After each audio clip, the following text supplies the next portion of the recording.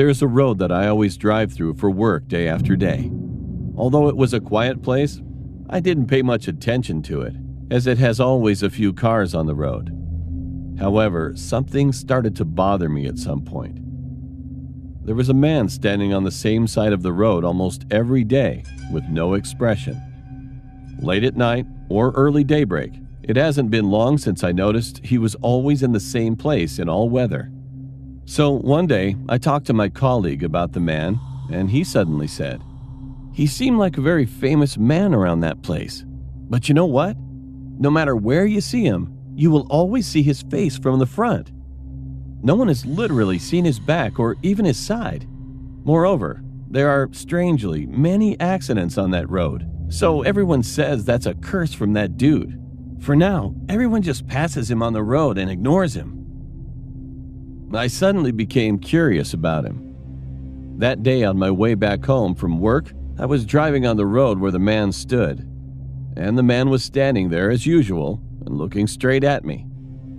As I was passing the side of him, I turned my head to see him sideways, but he was already staring at me straight in his face. Now I passed the man and looked into the side mirror to see his back, but still, he was looking at me straight. It made me feel creepy enough.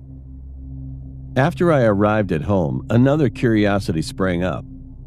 So he kept staring at me, but I couldn't really see him moving. He definitely moved when I just took my eyes off for a moment. Then what happens if I keep staring at the man without taking my eyes off of him? The next day, I headed to the same place.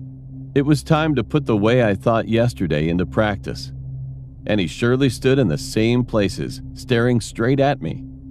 I began to keep my eyes on him from the moment I first saw him and watched him until the moment I passed by. And of course, when I didn't take my eyes off him, he didn't look back at me either.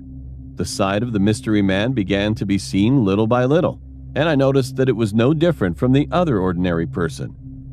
But I felt excited like a child who had just discovered the hidden treasure. Besides, it would be perfect if I see his backside last. I had already turned my head 180 degrees and looked back dangerously before I knew it. I couldn't see the back well, so I was trying to turn back, putting my hands off the steering wheel. Now the back of him was finally seen by my eyes. Being satisfied, I was about to exclaim, and at that moment, bang! Then I suddenly lost my mind. When I woke up again, I was lying in the hospital, and fortunately I was not seriously hurt though. What a stupid. Why did I do that? Was I possessed by something? While thinking about those things, a man in a police uniform knocked on the door of the room and came inside. "Hi, I came here to hear what happened to you yesterday." So I frankly confessed that I had acted rashly to see the back of the man standing on the road and admitted that the accident had happened. I told him that I don't know why I suddenly thought so. Just then, the cop who was listening to me without saying anything said to me, and that one sentence that he had told me still remained in my head long after the incident. Since that day, I've been avoiding the road wherever I go to work or come back home.